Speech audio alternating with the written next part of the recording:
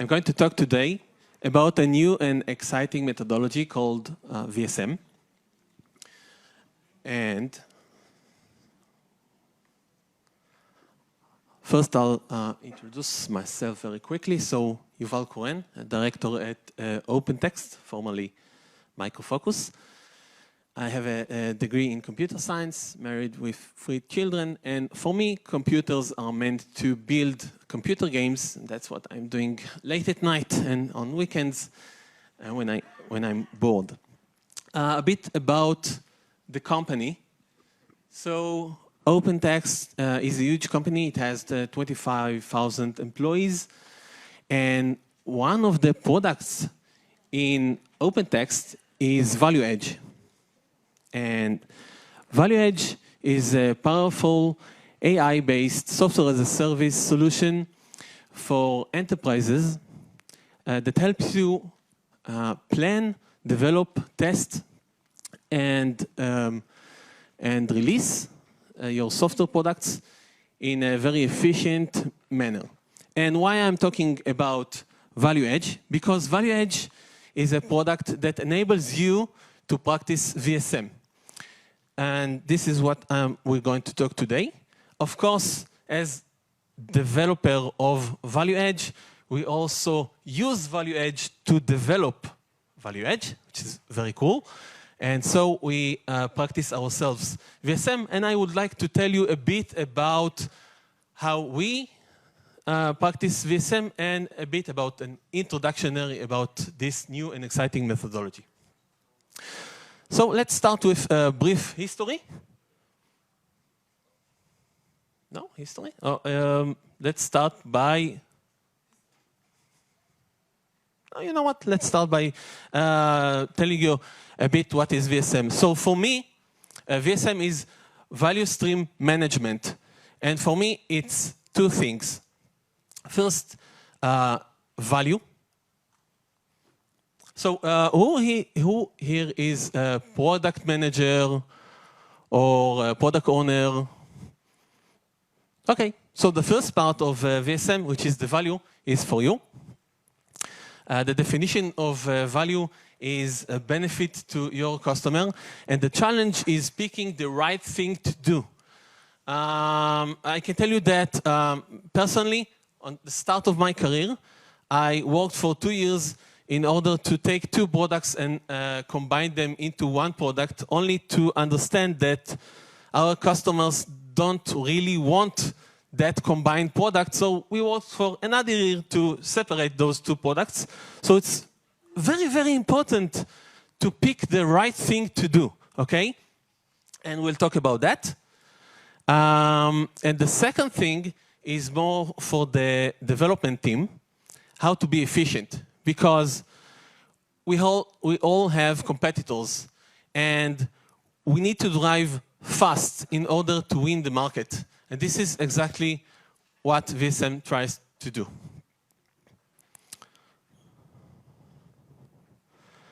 And now, a bit of history.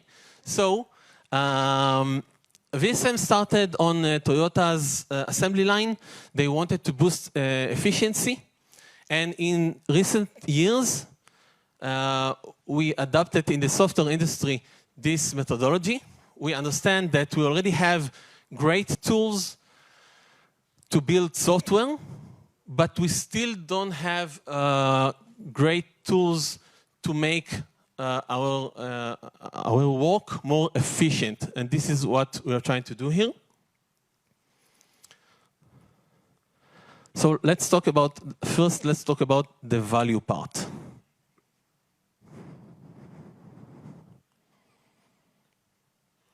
So when I talk about value, I mainly talk about product managers to choose the right thing to do. And if we could, if we had an oracle, I could have an idea, and I could ask that oracle, hey, is it a good idea? And she could tell me, yeah, that's a great idea. Go and do that idea. Or maybe that's just stupid. Don't do that. Unfortunately, we don't have such an oracle. And the process of choosing what we're going to do looks more like that. as we're trying to guesstimate what our customers will want to have in our product. But we don't have an oracle, but we're trying to do that more methodologically. So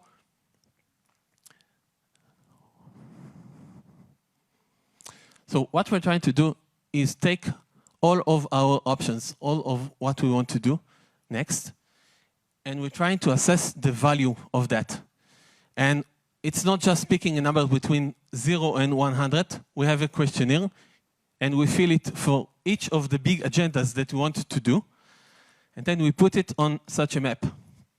And also we try to assess how much the size of the agenda. And so we have a map, and this is the high value agendas. And in this quarter, there is the quick wins, because it's high value and it doesn't cost us a lot. In this corner, it's the graveyard, because it's low value, but it's really, really difficult to do. And it helps us choose what we want to do in here on our next release and how to bring the most value to our customers. Next, I want to talk about ships, big ships. So a major part of navigating a big ship to its destination is actually having a very, very clear destination. If you don't have a destination, you don't know where to navigate to. And this is the second thing we're trying to do in VSM. Those are all my strategic themes. This is my goal. And I know my goal because my boss has his goal, and his boss has his goal. And we all derive our goals from the CEO, eventually. And I can see here that those are my goals and those are my agendas. And I can see that each of the agenda is contributing to a goal that I have.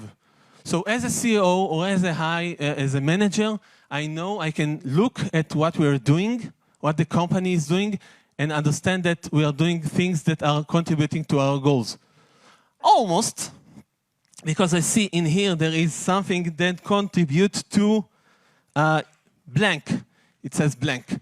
So sometimes we are doing something that are not contributing to our goals, but we can see that clearly and ask the right questions why we are doing that. Ehud. My group leader is in here. We'll take it offline. The second thing I want to talk to you is the stream. And stream means your process of development. And in the process of development, we want to be very, very efficient. And the way to be efficient is to follow those rules. First, understand your process. Understand it very well. Know what you're doing. And then measure it. When you have measurements, you can analyze those measurements and then to improve, and I'll show you how to do those. So first, understand your process. When you want to understand your process, there isn't any software that is going to help you to do that. You need to go to a room with all the relevant personas and just start drawing your process on a whiteboard. Something like that. Or that. Or that one. Or this one. Okay? And you will find that you have maybe a simple process, maybe a complicated process, but you need to know it in order to measure it. And now, I want to visualize a process. And for that, I need 4 volunteers from the audience. So who wants to volunteer and help me visualize a process?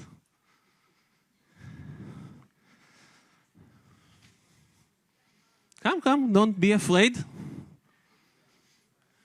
won't be a lot of work, just a little bit.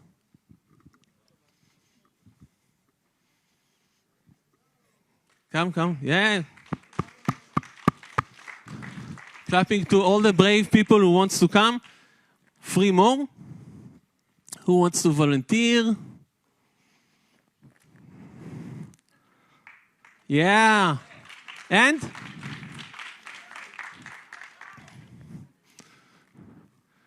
Two more people, brave people who wants to come to the stage. Thank you, yeah. And one more.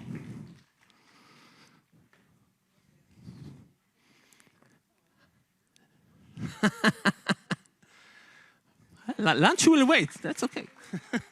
Okay. So, one moment. I have prepared for you some cardboard. Take it. Yeah. Let's put it in here.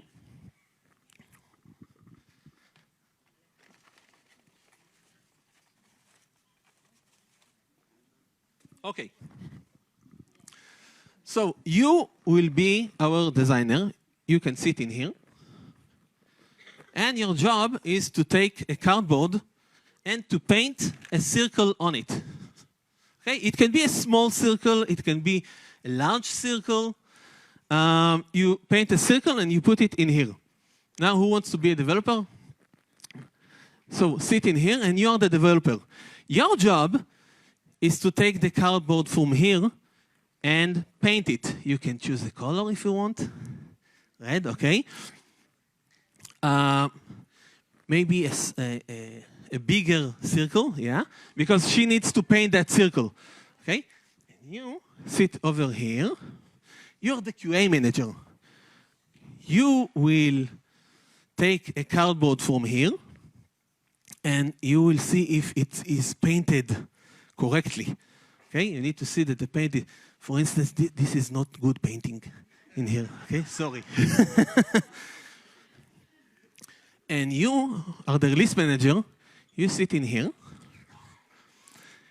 And every minute, you have to take the cardboards that you have,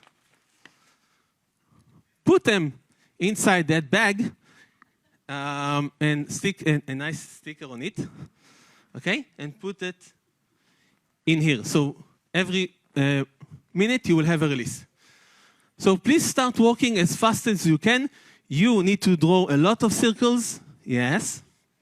You paint the circle, you examine the circle, and every minute you take all the cardboards in here and you put it in a release.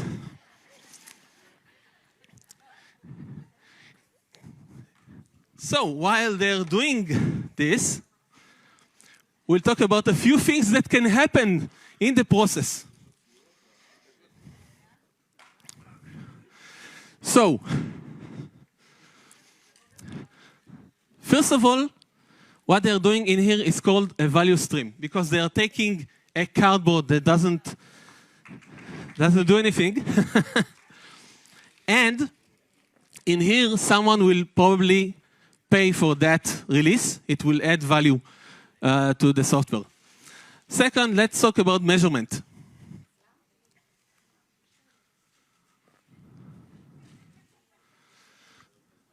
So we have 3 types of measurements. One is called lead time, which is the time from the very beginning, from the idea up to the customer. And we use lead time, for instance, when we have defects. So in defect, it's important to measure the time from the defects, from the defect appearance until it is fixed at the customer. But for instance, for features, we usually measure the flow time from where R&D starts working on the feature until it goes into production. And we also have cycle time. So cycle time is to just measure the R&D team, how much it takes from where you start doing the feature until QA ends. So those are all the measurements. Okay. Can you spot a problem in here? In the flow? Okay, so we'll talk about that. there could be a couple of problems. First, let's talk about rework. So rework is when, for instance, the flow is not in the right direction. You see the flow is over there, but sometimes QA can find a problem and it gives back a cardboard. And that's a flow not in the right direction. And I'm not talking about QA finding a bug or something. I'm talking about QA finding a real issue. The software doesn't even install, or it wasn't implemented correctly, and it and it goes back. So that's problematic.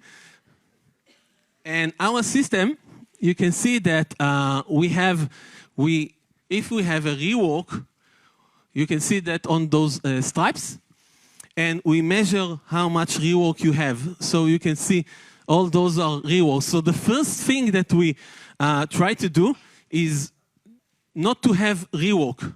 And we did that by enhancing our tests, our acceptance tests, and making sure that before dev transform the work to QA, they need to run the acceptance test to see that everything works fine before we start to test the features.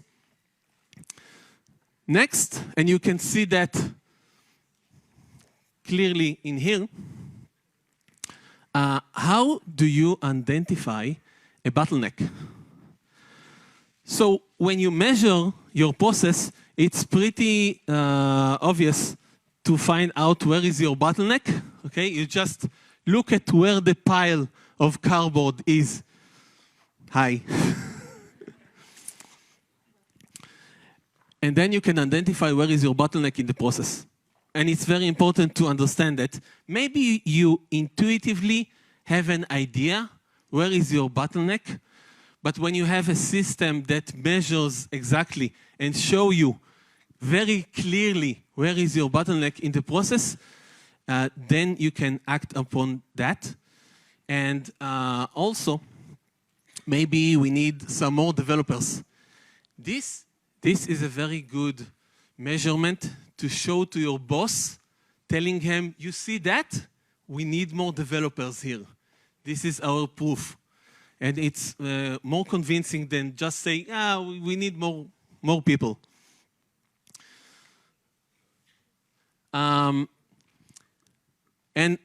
a true story, so in our department, we have Dana in here, Dana, the UX expert, and she was the bottleneck in our group. Sorry, Dana. It's good to be the bottleneck. You're the most important person in the group. So she does our UX. She's our UX expert. And when you have a lot of things, a pile of things at your desk, sometimes you choose to do the following. Oh, sorry. Just to visualize the waste. So the system shows us red lines as waste, and you can see all the little waste that we have. And at the end, we can do a retrospective. At the end of the release, we do a retrospective, and we ask the system, okay, where is all my waste? And it shows you your waste, the accumulation of the waste, and in which phases you have those waste. Okay, next is WIP. So let's talk about WIP. So Dana, which had a lot of cardboard at her desk, she decided not to take one cardboard at a time. She decided to take a lot of cardboard and handle all of them together. What happens when you do something like that?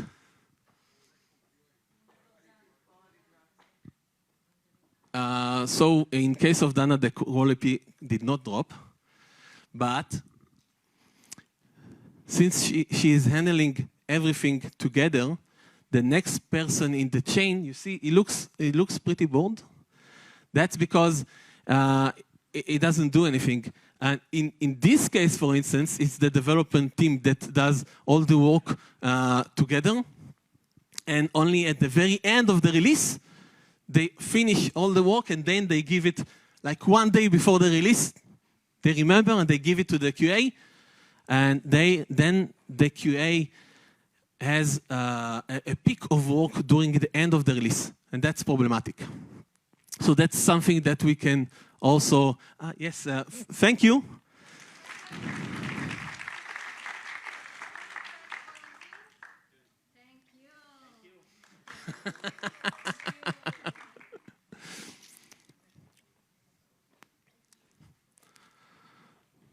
So in order to stay efficient, we have the flow metrics. VSM has the flow metrics, which means we have flow velocity, which means how many features were done during last release. You want to keep this number constant, more or less.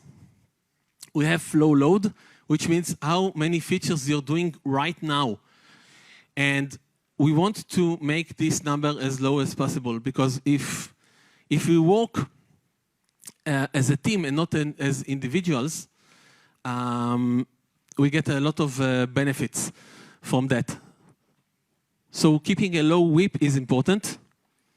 We have the flow distribution. And the flow distribution is prioritizing specific type of work at specific times. There are 4 known types of work, which is depth, like technical depth, defect, feature, and risk.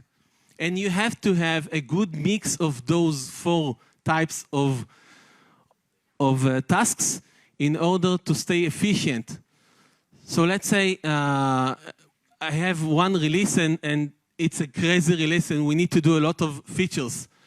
And I'm not investing in technical depth right now. So it will grow. If I'm not investing in my technical depth ever, it will grow and grow and grow, and my velocity will drop eventually. So I need to have a good mix of that. Next is flow efficiency. It's the total time that took me to deliver all the features, divided by the total time minus the waste that I had. And the waste is the time that those cardboard in here, they were on the floor and nobody touched them. So we count that time. And if you don't have any waste, the total time is equal to the active time and you have 100%. But if you do have waste, it will drop. So we need to keep this number high. You need to understand where is waste coming from, to analyze it, and to improve each release. And lastly, we have the flow time. And the flow time is the average time it takes for a feature to be delivered.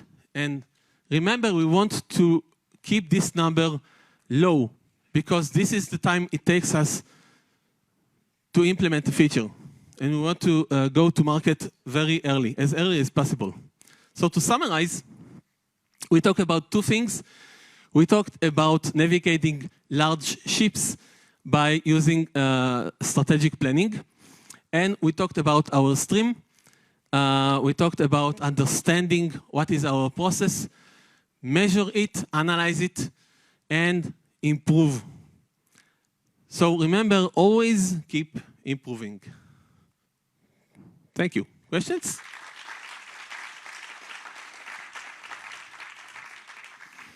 Thank you.